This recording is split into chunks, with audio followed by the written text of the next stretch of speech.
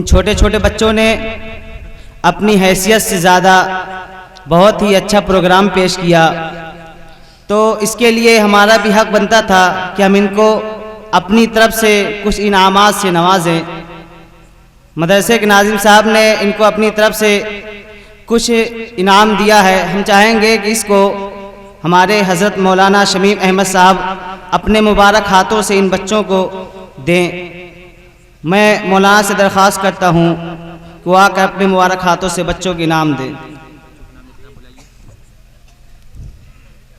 Mohammad Amjad,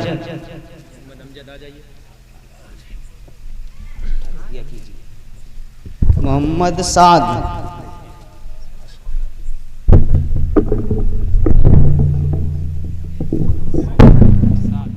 Shahreen Bano,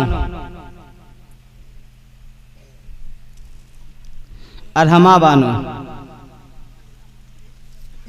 Mohammad Adnan, Areeba Bano, Asfiya Bano, Mohammad Mustakim, Mohammad अरमीश, इल्मा Bano, Reshma Bano,